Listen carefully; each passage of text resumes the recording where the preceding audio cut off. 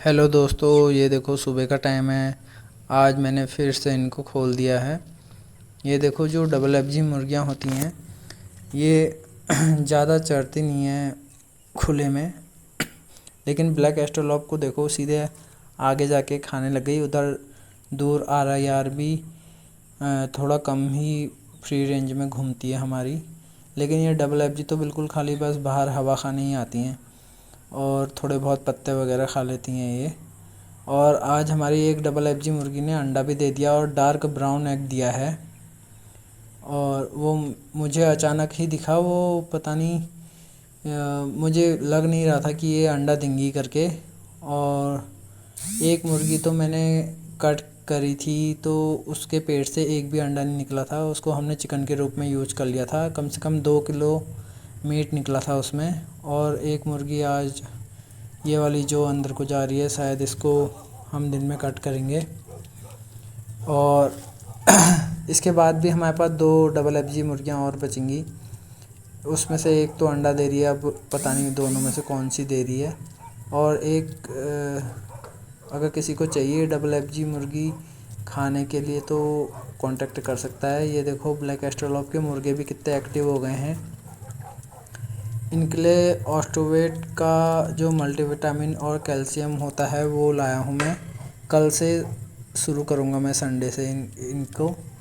और देखते हैं कैसा रिजल्ट रहता है, थोड़ा वेट गेन होता है या ग्रोथ आती है या कैसा होता है। बाकी ग्रोथ तो इनकी सही आ रही है मेरे हिसाब से, लेकिन फिर भी हर 15 दिन में कैल्शियम और मल्टीविटामिन देना चाहिए बोलते हैं, इसलिए मैं कल से शुरू कर रहा हूँ। आज तक इनका फीड चल रहा था, फीड भी चलेगा कंटिन्यू, लेकिन अब इनको मैं धीरे धीरे फ्री रेंज की तरफ को बढ़ा रहा हूँ। फ्री रेंज अभी लगभग नेक्स्ट मंथ से इनको टोटली फ्री रेंज में ही रखूँगा मैं। अभी तो फ़िलहाल मैं 1-1 घंटा ही इनको खोलता हूँ, क्योंकि ज़्यादा क्वांटिटी है तो बच्चे इधर उधर चले जाते हैं। बिल्ली और नेवले, कुत्ते, ये सब घूमते रहते हैं। हाँ, और ये देखो हमारे असील कैसे फर्श में घूम रहे हैं, उधर आगे चले गए हैं। ये घर से ज़्यादा दूर नहीं जाते हैं, लेकिन प्योर देसी मुर्गियाँ तो घर से काफ़ी दूर तक निकल जाती हैं, लेकिन वापस भी आ जाती हैं। ऐसा लगता है हमें कि ये रास्ता भूल गए होंगे, लेकिन इन्हें सब याद रहता है कि इनका घर कहाँ पर है। तो कोई ऐसी परेशानी वाली बात नहीं होती है कि रास्ता भूल के कहीं और चले जाएं। और ये हमारी प्योर देसी मुर्गी अपने बच्चों को घुमा के ला गई है और यहाँ पर अब सब मिलके अपने अपने बाल बना रहे हैं। देखो ये अपने आप को ऐसे सजाते और संवारते भी हैं। जो भी इनके पंख टूट जाते हैं या डैमेज हो जाते हैं, पुराने हो जाते हैं, उनको ये अपनी चोंच से ही निकाल देते हैं। और इनमें भी अपने आप को साफ़ सुथरा रखने की हर किसी जानवर में अपनी अपनी एक कला होती है। और ये देखो ये इस तरीके से अपने आप को साफ़ सुथरा करते हैं, अपने सारे पंखों को ठीक ठाक करते हैं और बीच बीच में पंख को लहराते भी हैं, उड़ने की भी प्रैक्टिस करते हैं, ताकि इनकी ज़रूरत पड़ने पर अगर उड़ना पड़े तो उड़ भी जाते हैं ये। और ये देखो रेड जंगल फाउल वाला मुर्गा, आज बहुत टाइम बाद दिखा रहा हूँ मैं इसको। देखो अब पहले से काफ़ी सही हो गया ये। पूंछ भी जैसे इसका पहला वाला जो बाप था जो इसका, उसकी तरह पूंछ हो गई है। और ये बिना कलंगी वाला मुर्गा भी, ये दोनों साथ ही घूमते हैं। ये दोनों भाई हैं और ये RIR की मुर्गियाँ हैं। ये मेरे पास ज़्यादा आ जाती हैं क्योंकि मैं इनको चारा भी देता हूँ। ये देखो असील भी आ गया है।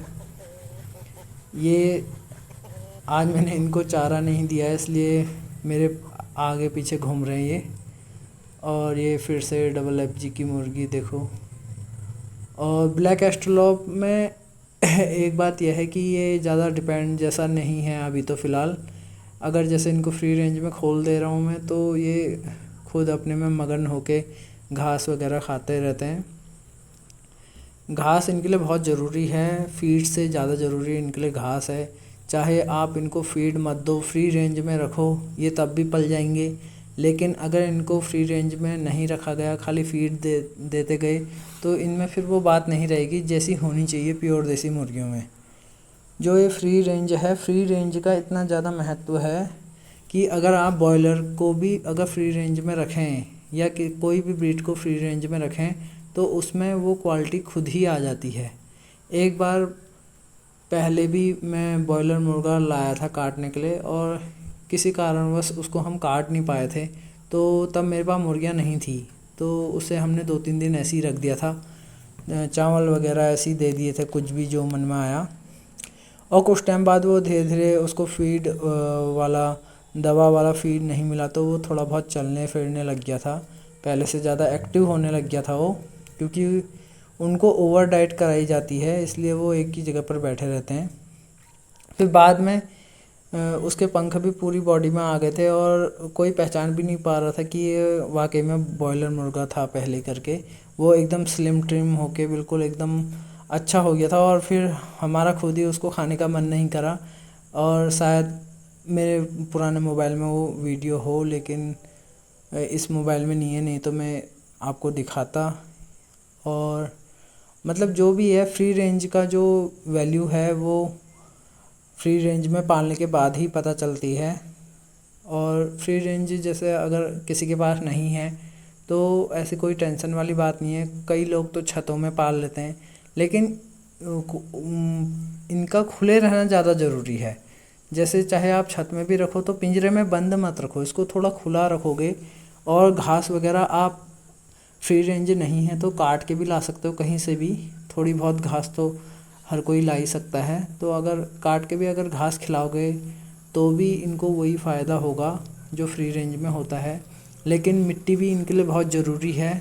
अगर इनको हर समय हम फर्श में रखेंगे तो इनको कई सारी प्रॉब्लम होने लग जाती हैं, जैसे इनके पैर ख़राब होने लग जाते हैं और पंख में वो शाइनिंग नहीं रहती है, क्योंकि बीच बीच में ये मिट्टी में लोट-पोट करके अपने आप को इनका नहाना बोलते हैं उस चीज़ को, जो मिट्टी में लोट-पोट करते हैं उनसे इनके जूं वगैरह भी नहीं होती है। और मिट्टी में कम से कम आधा घंटे तक मेरी मुर्गियाँ रहती हैं और लोट-पोट करती हैं। और इसी कारण से मैंने अपना जो अभी ब्लैक एस्ट्रोलॉप का घर है उसका मैंने फर्श पक्का नहीं करा, और उसको मैंने मिट्टी ही रखी है उसमें।